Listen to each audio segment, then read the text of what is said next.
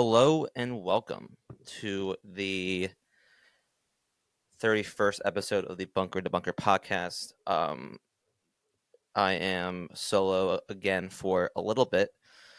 Ethan is off and he is watching Chelsea and Liverpool play, which I'm very jealous about. We'll talk to Ethan about his experience over in London next week if he can make it. But I want to take the first 10 minutes of this episode to kind of talk about Jake Knapp's victory in Mexico.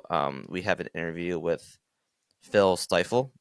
He has a golf podcast called Fairway2Heaven, which is live 9 p.m. I believe on Tuesdays, and then he does a Philly sports show from 8 to 9 a.m. every weekday, so Monday through Friday. So I thought it was kind of like a perfect marriage for me to interview him and have him on because I am a huge Philly sports fan and also obviously a golf podcaster and Twitter and a stat strokes gained nerd. So we kind of dive into his own journey on how he started his content on Twitter, kind of his DFS stories, how he got into golf, kind of what were some of his favorite, bad beats, good plays in the DFS world. We go into some golfers that he likes and some that he doesn't, and we also end with some Philly sports talk. Had to put that in there. So I'm very excited for to get that out as we're trying to crank up more and more interviews for the show. I think kind of sharing these stories of content creators. Hopefully, we can have a golfer or two on, which we're in talks with a golfer who actually played in the Genesis. So hopefully, we can find a time with him. But I kind of want to take, as I said before, these first kind of, I guess, the next 8 to 10 minutes and kind of recap kind of what happened at the Mexico Open because it's, again, obviously a very small field, small purse, not a big tournament. Like the headliner player was Tony Finau, who he won this event last year. It's a event that Jon Rahm has won before and has played there in his career. So obviously Jon Rahm going to live, he's not there. So definitely probably one of the weaker fields we'll have on tour. But I think what I, as the golf sicko in me, kind of enjoys about these tournaments is that these tournaments kind of bring out stories of golfers that we don't see that much, and this tournament certainly did just that. So yeah, we saw Jake Knapp. He is a Korn Ferry Tour graduate, so he played his way from last year onto the tour this year. So he plays all the events that are non-elevated. Obviously, he can work his way into those events. He did that today. So kind of his whole story is that he grinded on the mini tours, Korn Ferry tours. Obviously, there's a big story that everyone has been talking about is that in 2021 he wanted to keep his dream alive, but he was out of money to pay for tournaments, expenses, food, travel, hoteling, all of that good stuff. So he was a bouncer at a bar and a club. So obviously he has great stories from that. But to kind of see him, pay and kind of do that job, and he said in his interview that he would have never thought this, that 2 years ago today he was a bouncer at a club, and now he is a PGA Tour winner, and he has played his way into every signature event and the Masters and the PGA Championship for this year. So it's just incredible to kind of hear his whole story. His grandfather passed And he talked about him a lot in his post round interview. So it's kind of good for me to kind of see kind of who Jake Knapp actually is. We know, he hits at 190 uh, ball speed.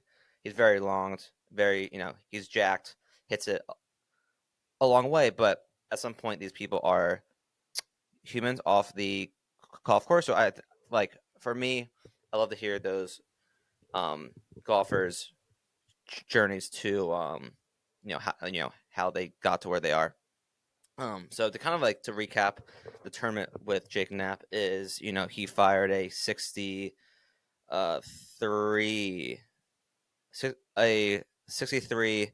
on Saturday. He went birdie, birdie, par, birdie, birdie, birdie, birdie, par, birdie. So he shot a 28, which is, I think, a course record on the front nine, and then he finished with a 35 on the back, finishing with a 63, which gave him a 4-shot lead going into Sunday. And, when you saw him on the first hole, he made a bogey early.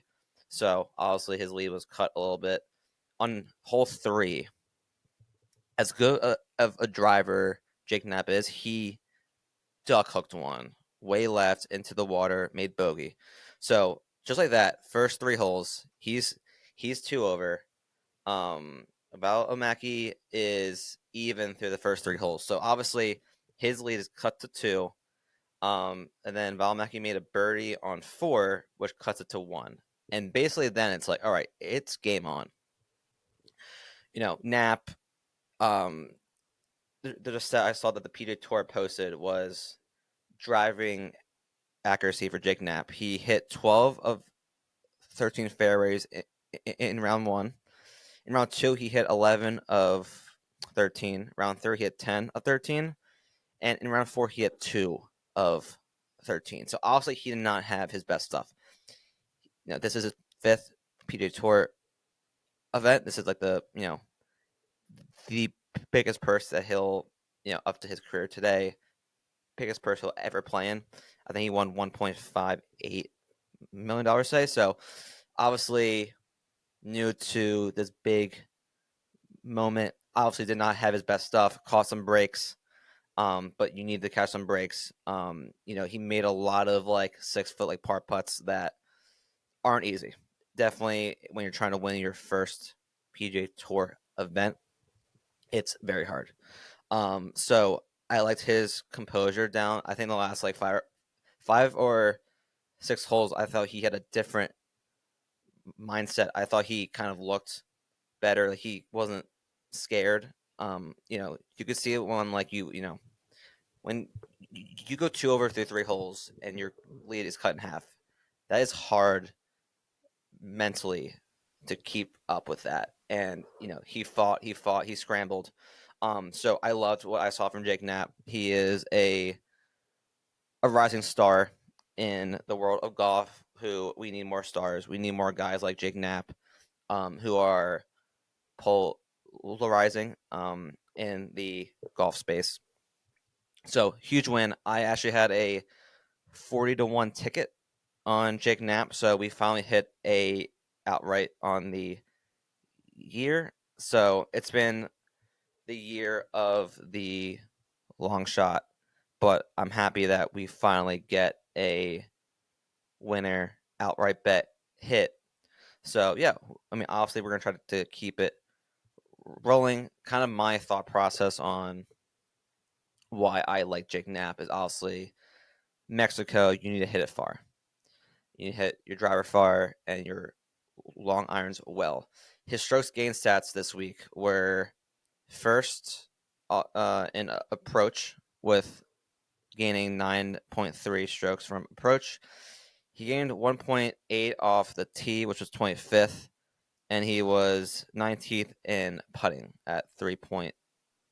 So obviously had a well-rounded game. He's not known as the best chipper, short game around the greens. That did hurt him a little bit, but when you hit every fairway through the first 3 rounds, and you hit every green in the first round, you don't have to chip. So Big win for Jake Knapp. And honestly, big win for myself as we're going to try to keep this train throughout the whole year. Before we transition to the interview with Phil, tomorrow night, I'm taping this Sunday night. This will come out either at 9 a.m. or at noon tomorrow. But we have another match going on tomorrow, which is you have Rory, you have Max Homa, you have Lexi Thompson, and you have Roy's Zhang, I believe. I'm trying to find the tweet now. I had it up. So it's match is Rory, Homa, Lexi Thompson, and Roy's Zhang. They're playing at the Park West Palm, which is a Gil Hands property. So I'm really excited to kind of see kind of the dynamic between Homa, Rory, Lexi, and Rose. We also know who Lexi Thompson is. She, played LPGA tour events when she was a teenager. And it kind of seems like Rose is kind of like the next woman up on the LPGA. So I think it's really cool for the LPGA to kind of shine some light, some eyeballs on these two stars, or a star in the making. And obviously, we all know Rory and Max Homa. I believe this is the first time that Homa is doing one of these events. We all know he does every podcast. He goes on every YouTube channel. Great Twitter follow. We know who Max Homa is. We also know who Rory is. So I think Max won't be shy to take a jab at anyone. It'll be interesting to see what Rose and Lexi. I really hope they take some jabs at Max and Rory. So definitely interested in that. I think they're doing a skins game. So different scoring than like the other matches that we've had. So definitely interested to see that coming up. I believe that's 6:30 Eastern time tomorrow. So big week coming up. We have the Kanzadin Classic, which was notably the Honda Classic for years. So the match is tomorrow, and then the Kanzadin will start on Thursday. You have Rory, Fitzpatrick, Tom Kim, Cam Young, Eric Cole, Connors, Henley. So this is definitely a better field than the field we had last week. So definitely looking forward to see that. I would love to see what Rory does, how he looks, because he hasn't had the best start to the year on the PJ Tour as he would probably like, but next, or in 2 weeks, is the Arnold Palmer Invitational, which Rory has played well at his entire career. So it'll be interesting to see if he can tweak some things before the API, which I will be at with my brother Justin. So stay tuned for content from that. So we kind of went over Jake Knapp, the match, and look forward to kind of content on Twitter for myself on who I think will play well in Florida for the Florida Swing. So now I'm going to transition to the interview with Phil. All right. Hello and welcome we have a special guest here. Proud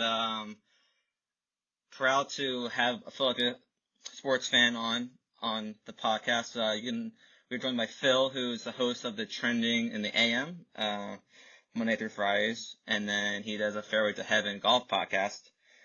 So very similar to me, big Philadelphia sports fan and golf podcast. And I thought, I think I found your golf content during the Genesis week. I was doing some research, found your stuff, and then I kind of dug through like the Twitter rabbit hole and saw Philadelphia sports fan. So I was like, I want a guest for our next podcast, which will be out on Monday. And I was like, I think this is a no-brainer. I think I found a twin, with sports and golf. I can't find that too much, but Phil, happy to have you on. Hey, thank you very much for having me on. Anytime I get an opportunity to talk sports, golf, Phillies, Eagles, anything, Oh yeah. anything, I'm always excited to do it. Yeah. So something that when I started doing this content game was I love to ask how the creator kind of got to where they are. Like, what made you start both of your podcasts, like the golf podcast? I know you do like the Philadelphia Sports one every like morning. Just for me as a viewer, like, what kind of got you into starting that? That's funny. So there's two different stories. One that got me into content because I'm not a journalist major or graduate of anything like that. Same. I own a small little restaurant in Kennett Square, so I have nothing, no connections to media whatsoever. But funny the short version of the story was in Florida in the end of 2019, beginning of 2020, with my sister and family and friends, and my sister and I drank an entire bottle of vodka on our hotel balcony. The next day, I applied to write freelance for a bunch of different websites. I don't know what we had in that conversation, my sister and I, but that's what happened. So then I started writing in the beginning of 2020. Then COVID happened and shut the sports world down. The first sport that came back was golf. So I'm like, you know what? I know how to play golf a little bit. I'm going to start. I've never done DFS golf or gambled on golf before, but I'm like, I know the game. I'm like, let's give this a start. So I did that, and then I made some friends through that, and, that's where Fairway to Heaven, we recorded our first episode for the November 2020 Masters, and then Fairway to Heaven was born, and let me just say it again. We're the real, original Fairway to Heaven, not the knockoff Live brand, because now Live Golf has created this year their own Fairway to Heaven. Really? They're copycat. But they've got $100 billion back in them, and I've got, pens that I steal from banks. You know what I mean? So there's a big difference there. Hotels too. So that's how getting into the content started. And I was doing an Eagles podcast and some weekly stuff. And then as a Philadelphian, Angelo Cataldi, legend. Yeah. When he said a couple years ago that he was going to retire eventually, I'm like, you know what? I'm going to take over the morning airwaves. I'm going to be the guy that everyone wants to hear talk Philly sports every day. So that's where the idea for Trending in the AM came from. And I'm into my third year now of doing Trending in the AM Monday through Friday, every single morning, 90 minutes, Philadelphia Sports Network. Because I think fans and sports fans crave like content where you can interact with the guest or the host. And Absolutely. Not be like, if you listen to a regular sports talk show on the radio, all you hear is, oh, your idea is stupid, and they hang up on you, or they make fun and jokes. No, I like to have a platform where people can just have fair, honest discussions about anything, sports related, life related. We covered the Kansas City shooting at the parade last week. Yeah. We try to have whatever's trending. We try to talk about it in a logical way on my show, and I think there's an audience for that. I think there's a craving for people to have real, honest conversations. Yeah, well, I think that's how you kind of grow. Is you try to interact with people. That's something that I love interacting with other golf content people. And I was like, why not I start putting my opinions out there for fun? I actually had the same story. I didn't start my content during COVID, but I was always a huge golf fan. When Jordan Spieth came up in like 2012, 2013 as a 12-year-old, I love his game, him being like a young like buck. And then once he won like the Masters, also a huge fan. Got into golf with my fathers, both played. Taught my dad how to play. I started playing, taking it more seriously. So once golf was the first sport to come back, I started doing daily fantasy for golf. Because at that time I wasn't of age of 21 to bet, and you can bet DFS when you're 18 in PA. So I started doing that. And then I actually found Rick Run Good, who's also, so I've gotten to know him over the last couple of months, and he always was like, dude, like, just start. And I finally had, like, the courage to start in June, this Punker to Bunker podcast, which we started the day that the PGA and Live merged. That came out at, like, 9 a.m., 10 a.m. Eastern time, and I was like, if there's any time to start a podcast, it's right now, in the craziest day in golf. So that's how kind of I started. But I kind of wanted to ask you, I'm not familiar with kind of what you like to bet on or kind of talk about. Are you more of an outright guy, like the matchups, or are you more like a DFS guy? Like, what's kind of your preferred style, I prefer guess? to do DFS. Like I love DFS Yeah. golf. I tell people it's the greatest roller coaster there is because it's a Yeah. 4-day sweat versus a 1-day sweat. Like with football and other sports like Right. that. I have gotten. I don't want to. I think I'm pretty darn good outside of this year at picking outrights. I don't get into the top 20 markets and top 40 Yeah. markets. I feel like I should because I do have a really good understanding of how to pick outrights. But on the flip side, I just love. I don't bet big, and I don't put a big budget Same. into it. I just do Yeah. it for the competition, and I do it for the content. Right. So unless I'm betting, unless I would double or triple my budget every single week, getting into the top tens and the top 20s just isn't a logical thing for me to do. But DFS, there's just something about DFS golf, man. I can't believe I didn't find it sooner. That's what I always say to myself. I kick myself that I didn't start doing it sooner because it's so much fun, and more people are starting to find it. You see the prize pools on DraftKings slowly but surely going up, more contests and Oh stuff yeah. like that. So it is a slowly but growing game. And again, if you want to get into it, you can listen to Fairway to Heaven or our smaller podcast. But if you want to listen to the best, it's Rick Run Good. It's Rick. He does the Yeah. absolute best DFS breakdown every single. I watch that before I do my show every single week. Yeah, I started to like do my own research, and I'll always watch his like video and stuff. And now I feel like there's like so many people that it's kind of like there's too much stuff that you know overthink. Oh, like so and so likes Colin Morikawa at Genesis. This person doesn't. Okay, what do I do? So, but now that I'm doing my own content, you can kind of craft your own opinions online and stuff, which I think is cool. Just since the 2020, well, so I did the November Masters in November 2020. Then Fairway to Heaven officially was born at the start of the 2021 Yeah. season. From 2021 to now, 3 years later, the amount of content that's out there, it's 10, 15 times fold how much Yeah. more there is out there. We were one of the original, like there was like 5 or 6 other podcasts going, and that was it in 2021. Now there's a lot of, sometimes you could become oversaturated with information.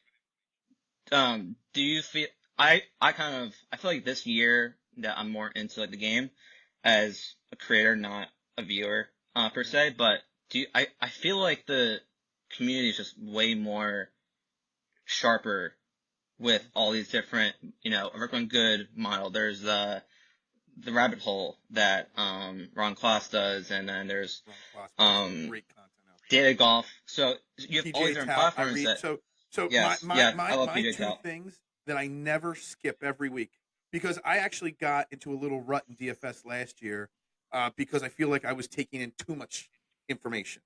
And I Right. think I have a really good philosophy on what I do. I was taking in too much, and I'm like, sometimes it's just best to back it off. And like I read the PGA Tout preview article Yeah. that goes up Same. every Sunday night or Monday morning, and I listen to Rick Run Good. They're my main two.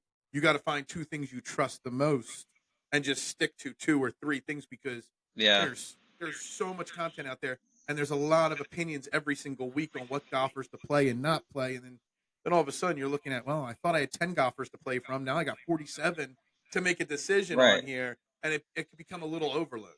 I always tell people the best piece of advice is trust your system if it works. Yeah. My system is Tout, Rick, and then doing my research. I use your own gut. fantasynational.com to make my model and get my stats from, and I go from there. Are you a big, you die on the hill of like your own model, or are you more of like, the stats say, so and so won't play well, but like my gut says like, this guy. I tell everybody, and I say it at least once a show, every single week, you have to take the model with a grain of salt, because sometimes there's guys that are ranked 60th in your model and you should be playing them. Sometimes there's guys ranked 1 or 2 in your model and you should stay away from them. It's the model is a baseline, but then you've got to go on course history, tournament history, recent form. Yeah. There's so many different things that you've got to take in. I always say the model. This is a good example of the model. A couple of weeks ago, I forget, was it 2 weeks ago or 3 weeks ago? Daniel Berger made his return from. It's been over a year since he played. Yeah. But they take whatever you pick, the last 24, last 36 rounds, whatever it is. They're taking his last 36 rounds from 2 years ago. Whatever week he returned, he was like in the top 10 of my model.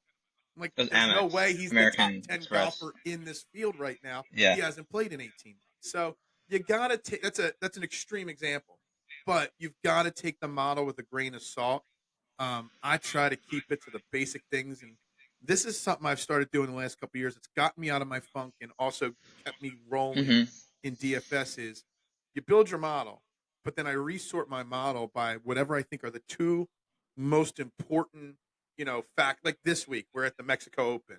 Driving distance to me is one of the two most important things. So I'm making sure the guys I'm playing this week are definitely in the top 10 in driving distance.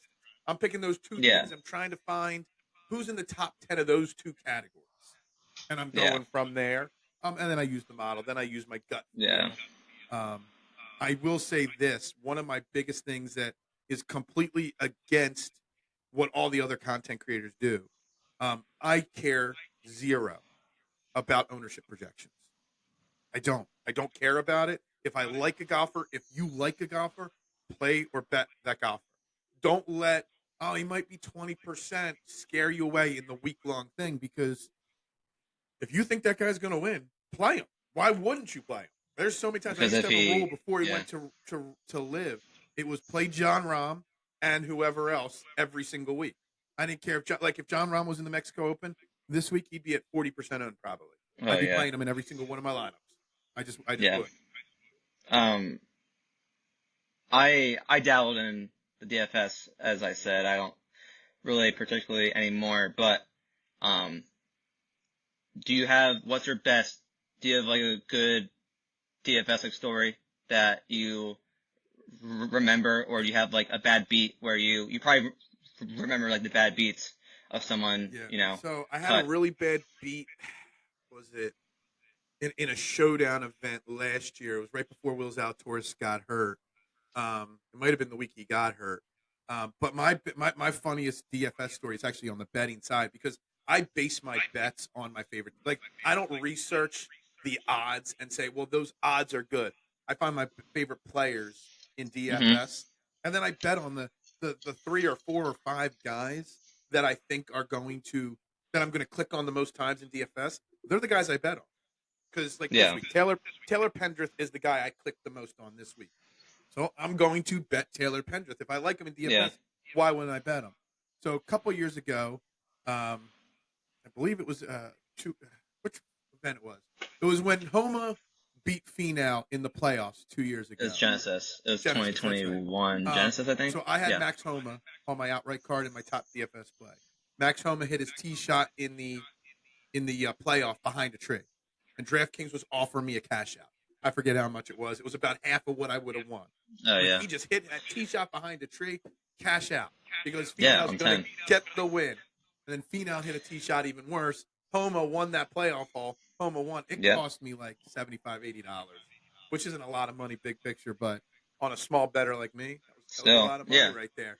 So that I had the opportunity to cash out this past week because I had 2 Patrick Cantley bets, and I had a Will Zalatoris outright. And I had Zalatoris. I'm sitting there after round 3. I'm like, I should hedge my money a little bit and cash some of this out. And my buddy Jason, who co-hosts the show with me, he's like, no. Yeah. Don't forget about what you did with Max Homa. You never cash out. And I didn't cash out, and both of them fell apart, and Hideki won, and the books want you to cash out, right? What's that? Don't like the books, I think the sports books want you to cash out. Oh, they do want you to cash out? Yeah. So they were offering me between the 3 bets combined that I had, 2 on Cantley and 1 on Zalatoris. I think they were somewhere. I was going to get about 60% of my money if I cashed them out, and I didn't, because I got 2 of the first top 3 golfers in the standings. Yeah. One of them's got to win, and neither of them won. Damn, it was brutal. I get more bad beats on the betting side than I do the DFS side. Yeah, I mean, we've all been cold outright betting. It's been every long shot after long shot. I haven't had an outright yet this year. I average about 6 or 7 hits a year on the outrights. I haven't hit one yet this year. hitting Victor Hovland to win the Tour Championship last year. That was my last win, and I haven't hit one yet. So, a funny story about that is I actually went to that tournament. I took Hovland at the BMW in Rick's one done pool, and I had him outright to win. I go to Atlanta to see a friend from college, from Penn State. So I go Wednesday and Thursday. The Tracking Hovland account, if you follow him, who tracks Hovland, we were DMing back and forth because he was also there. So I was like, hey, like, let's, I didn't go with a friend on Wednesday, so I'm like, I'm just trying to meet, someone. So we watch Hovland. He had some media in the morning. Afternoon, he goes out and plays the first 9 holes. He hit every fairway. I think he shot 6 under. You can't bet in Georgia, so I call my brother and I'm like, dude, we need to put down 20, I don't bet big. You gotta put something hefty down. Yeah, I put $20, but I did it. I think I only did the plus 500 with the staggered start. Still a good bet. So that's my last one. Obviously I hit 2.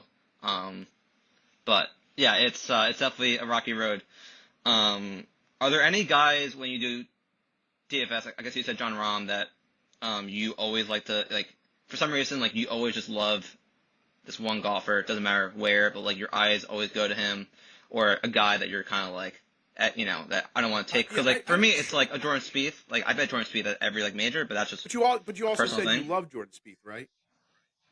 That's who got you hooked into golf. Right? I can't miss on Jordan Spieth. Jordan Spieth could go on.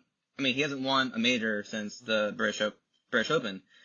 He could not win a major for the next 25 years. I'm down $10 every I try not to major. do that. I try to not let my emotions get in the way of what I do. DFS wise, it's always play John Rahm and somebody else when he was still on the PGA Tour. But even then, I found times to get off of John Rahm. I like to say that I'm a Max Homa whisperer, because since I've started doing this, I've never missed a Max Homa win. He's got 4 wins in the last 3 years, something like that. Mm-hmm. I've hit every single one of those. But I don't. I think it's more because the type of tournaments that Max Homa wins. Right. I tend to I've 3 out of the last 4 years I've nailed the Farmers Insurance Open. I hit Patrick Reed, I hit Luke List, and I hit Max Homa. I almost hit it this year. This year I had my 2 main bets were Hideki and Jason Day, and one of them was really close to the leaderboard there towards the end. Day missed the cut. I had Day. He missed the cut badly. Yeah, there you go. It was Hideki. I try not to let emotions get in the way of it.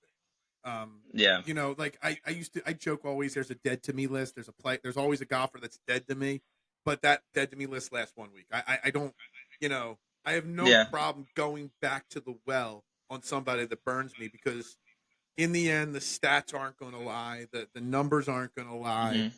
And if a golfer is a good fit and playing in good form for a tournament, you play him. Patrick Cantlay should be dead to me after last week. But, the next time he tees it up, if he's a good course fit, I'm going to play Patrick Cantlay again. Yeah. Last golf question, I think, before we dive into Philadelphia sports, which is a whirlwind right now, as you know. But we saw Rahm last year. He won 3 times. Where, early on, Hovland wins 3 times after. Mm-hmm. Who's that guy for you who's going to break out this year? We've only seen long shots, but who's that one breakout guy that at end of the Tour Championship, that guy won a major. I really thought Victor Hovland would come out this year and win 3, 4, 5 tournaments this year. I don't know. Something just seems off. He either switched his swing coach or he switched his caddy or something like that a few weeks ago. I heard he took an extra week off. I don't know. Scotty Scheffler is the guy that just intrigues me the most. I know he's the world number 1, and I'm not reaching here by saying Scotty Scheffler. He's been the world number 1 for over a year now. But I said it, and a couple people agreed. A couple people disagreed with me on it. I said it a few weeks ago. I said if Scotty Scheffler, he's clearly the best golfer in golf right now. But if he can figure out how to putt a little bit more consistently away from the Waste Management Open, Scotty Scheffler has a Tiger Woods type run in him.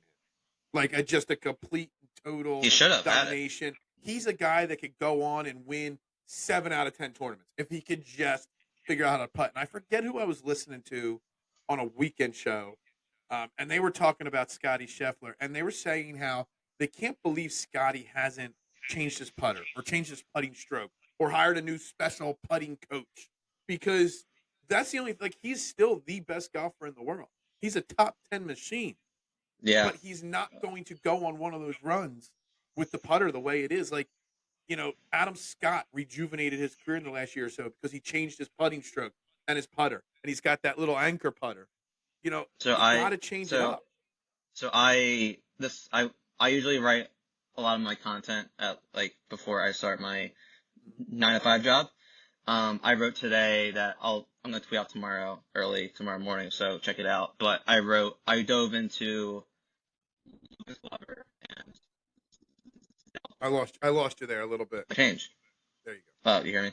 Yeah. I dove into Glover and Will Zalatoris because they both made that switch to the broomstick putter, as they say.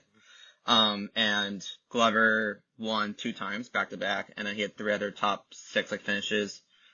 And Zalatoris almost won last week, if not Hideki, historic, round. So they improved their putting. I kind of went through their whole story, some quotes. So I definitely agree. But I know I asked you this question, but I think Zalatoris, is going to win a major. He just has that.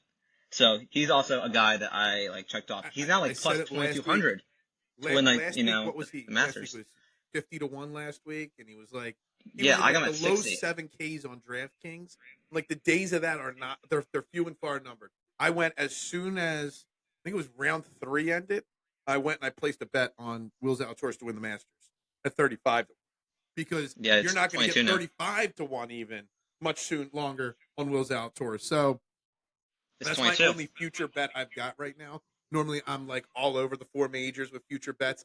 I've got none right now because I don't know what's going to happen with the way the tournament, schedule is played out this year. But Will Zalatoris, he's another guy that's definitely he's the future of the game for sure. He has guts, as a lot of people say. I have a Hovland 25 to 1 at the PGA, and then I have a JT 35 to 1 at the Masters, which. It's something to brag about because who knows if they're going to win or not. So, yeah, exactly. I kind of want to. That was great golf talk.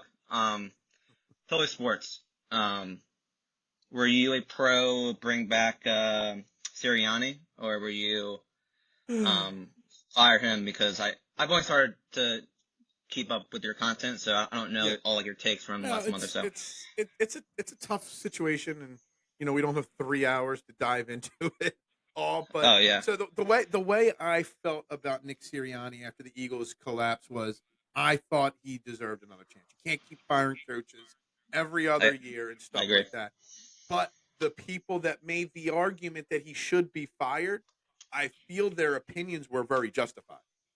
I don't know if you saw today, Dirk Gunn made a report today about I saw how that. there's, he made 2 different reports, one about Hurts and one about Sirianni, and the Sirianni was that there was a struggle there because without Big Dom there to control his emotions, things got out of hand. And if you really need a security guard to protect your coach's emotional level, that's not very good.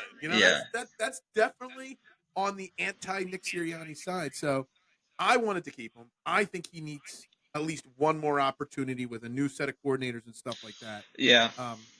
But on the flip side, if you think that he's on a short leash and he's got 5 or 6 weeks into the season to prove himself, and if he's not doing well to start the season, then you're going to fire him. To the people that said that, I'm like, well, if you're going to do that, you might as well just fire him now and start fresh right from the get-go. So I could see the argument for both sides. I like the guy. I think he's a good general. He might not be able to call the plays, but he's a good, leader of this team. I think he deserves a chance. 2022 was not a fluke. You know what I mean? So, yeah, exactly. You give him that one more full season, then we reevaluate at the end of the 2024 season.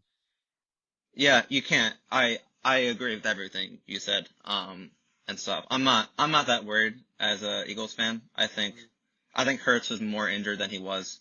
I think. I don't know what happened. We might not never know what happened. There's rumors going out, from big talk shows saying, oh, like some big profile, maybe something comes out by the time we get off.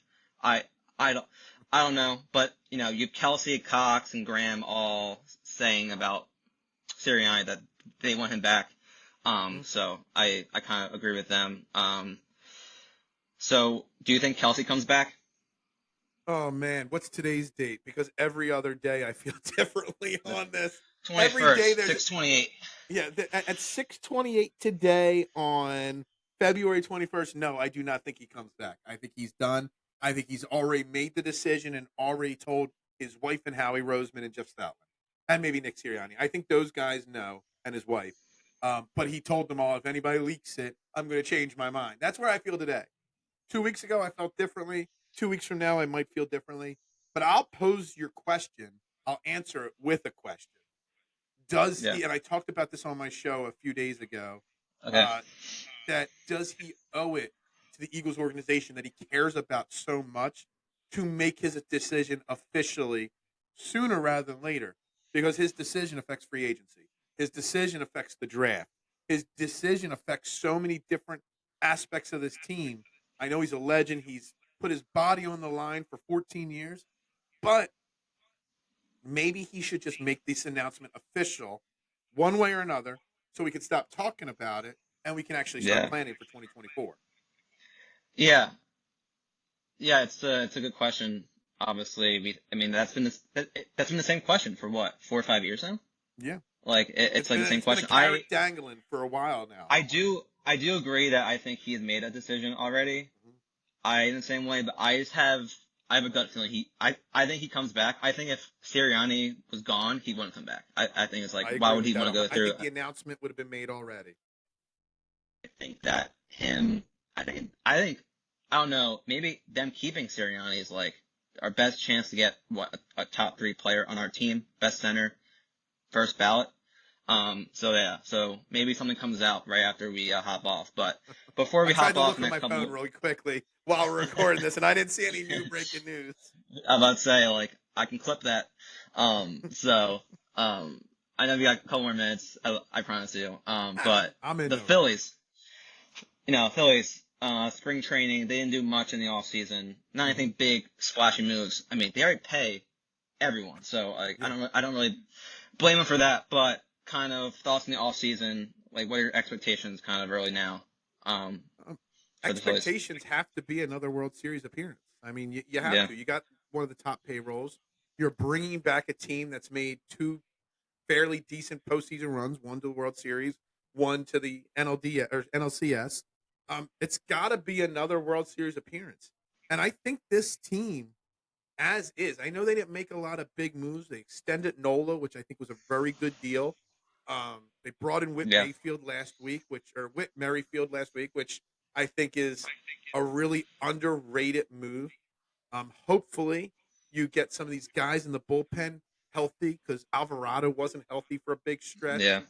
Sir Anthony Dominguez. It's something I've been talking about a lot this week on my show. Is that Sir Anthony Dominguez is a name that nobody's talking about. They're talking about Alvarado. They're talking about the young kids. They're talking about Orion Kirkring a lot. But no one's talking about Sir Anthony. In 2022, when we made that World Series run, Sir Anthony Dominguez was lights out, especially in the playoffs. Between injuries and that being the longest season of his career at that point, he kind of had a little drop-off, and he got hurt a little bit. He just wasn't the same in 2023.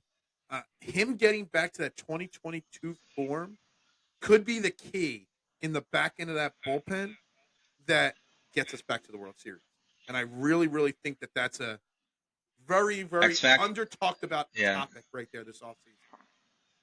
So is he my question was going to be, like, who's your X Factor? Is he your X Factor for, like, the year? On the pitching side of the equation, he's 1,000% my X Factor. I'm not sure who it is on the offensive side yet, but on the pitching side, because he could be your closer. He was the closer. He was supposed to be the closer. We brought in Kimbrel and Alvarado and stuff like that. He should be the closer. People don't realize he's already 29 years old. He'll be 30 later this season. So it's not like you've got him for a really long period of time. If you can get 1 or 2 years of 2022 type level success out of him as the closer, keep Alvarado as your high leverage situation guy, Yeah. sprinkling the other guys, I think that could be the key that solidifies the back end of that bullpen this year. And that's a major X factor. Yeah. I mean, their bullpen, fell Yeah, apart they last fell year. apart. But I see, mean, here's the thing. Everyone talks about Kimbrel and how bad he was and all. Craig Kimbrel from May through July was yeah. lights out. Problem was Yeah. Alvarado was hurt. Dominguez couldn't pitch successfully. They had to. Like, there was a stretch where Kimbrel was throwing 5 days a week. And at his age, I don't know if it was Yeah. last year was the second most appearances and innings in a season for Craig Kimbrel in his career. Really? And he's been in the I league didn't for know that. 16 years. Second most appearances and innings pitched. Just think about that. Maybe that's why he failed at the end of the year. I think Baltimore got a steal Yes. getting Yeah. Craig All Kimbrel around. because they're gonna manage his innings early in the season and hopefully later in the season he'll be there. But unfortunately, Rob Thompson had no choice but to use him, and he blew him out Yeah. by the end. They had no other option. So that's where Yeah. Sir Anthony Dominguez comes in this year, in my opinion. Yeah. Do you is there any other free agency move you want? Is there, No, I know there's names out there that people are talking about. I would rather the Phillies stay pat with what they've got, which what they've got is pretty solid. What Dave Dombrowski and John Middleton have said in the last couple days or week, they're pretty Yeah. content. I would play it as is right now and then wait. And then as we get closer to the trade deadline, that's when they can pounce on a lockdown closer if Dominguez or Alvarado can't do it, or another pitcher if somebody gets hurt, Yeah. or Taijuan Walker doesn't live up to the hype. I'm waiting at this point because you still got one of the most elite offenses in the game. You got a great 1-2 punch with Wheeler and Nola. You still got some solid bullpen arms. I'm saying you're set as is, and then you pivot. Yeah. You don't have to wait till the trade deadline to make a big trade. You pivot in June or early July, and you make your decisions then on what else you're bringing in here. Yeah. So, on the offense side, who's your guy this year that's going to be like not carry like the offense. We have so many guys, but like, is there one guy that kind of has like the best year out of like the core of like Schwarber and all them?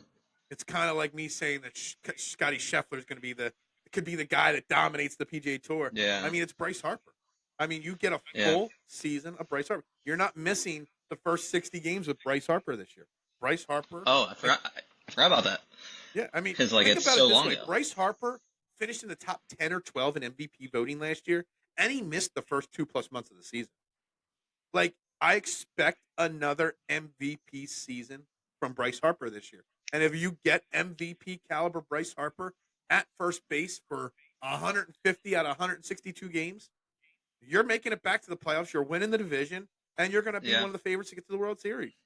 Yeah, I think Trey Turner has like absolutely a great year. I think I was looking a couple of weeks ago, and I looked at like every big time, like not every big time, but like all like those like shortstop like free agents in the last like 2-3 years. It's been all of them getting paid. All of them have like a subpar year. They moved to a different city. They have all these hype around them, obviously in Philly. And I think like since like now he's been here, the locker room knows the guys, coaching staff. I think he is like, if I had to bet like Harper or Turner to win MVP, like I think I might take Turner. I don't know like the odds. I don't know like I don't. Probably Harper's better. But the only odds I know of right now are the Phillies are 15-1 to win the World Series, which I actually think is a pretty solid bet to make. I'm gonna give you a quick answer here to your Trey Turner thing, and I'm gonna bring a lot of different names into the reasoning here. When you sign a big massive contract, there's a lot of pressure that goes into it, and you're pulled in a lot of different directions. Turner moving a city on top of it. Okay. Yes. You have Jalen Hurts. That part of the Dirt Gun story today was Jalen Hurts felt the pressure of the big contract and all the other endorsement deals pulling him in different directions. There's also a story briefly on A-Rod. He said once, why did he do steroids, Alex Rodriguez? He did them because he felt the pressure of the first contract in Texas for $250 million, which now looking back, like $250 million is nothing. But back then it was a lot of money for an athlete. and he struggled at first in Texas, signing that big deal. So he felt the pressure. Trey Turner felt the pressure here. You know, it was a lot to Yeah. take in. He's got a full year under his belt now here. There's a lot less pressure on him. Trey Turner could easily hit 25 home runs, drive in 85 RBIs, hit 320. Trey Turner could battle Bryce Harper for MVP of the Yeah. MLB this year. Very, very, very, very capable of that. Yeah. I mean, I think if you have Schwarber off, batting first, he's going to bat, 220, wherever he's been batting. But, like, if Turner can bat, like, I guess 280 is, like, the new, like, 300 now, in, like, baseball, as all, like, those guys say. Some would say the average doesn't even matter, right? Oh, yeah. Yeah. I mean, so, I think he's in for a big year. And I'm really looking forward to, like, the Phillies baseball. But yeah, no, this was awesome.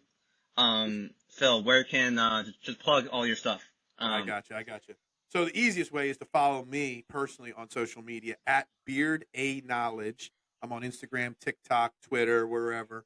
But I host Trending in the AM Monday through Friday, 8 a.m. on Philadelphia Sports Network, YouTube, Facebook, Twitter, and Fairway to Heaven Tuesday nights at 9 p.m. Same places, Facebook, Twitter, YouTube, Philadelphia Sports Network. If you just search the show names or my name, pretty much everything should pop up. But that's where I go, and you'll find the most interactive. I always say my tagline is where your opinions actually matter, unlike other shows. So that's where you can find me. That's what you can. Yeah. Yeah. I'll have to hop into both of your shows. 'Cause I'm usually up early throughout the week doing my golf content. So I'll definitely, chime in, but I'm not sure. I'm very happy I met you online and doing this because, as I said, finding the Philadelphia sports passion and a golf passion, I can't find that much outside of my own dad and my two like brothers. So, I'm glad that we can talk both, on a podcast. But, yeah, let's definitely keep in touch. I'm sure, I'll keep up with all your stuff and good luck at the Mexico Open, Yeah, for absolutely. your DFS stuff. Pendrith, let's All go right. Pendrith, 25-1. Let's go. Yep. All right.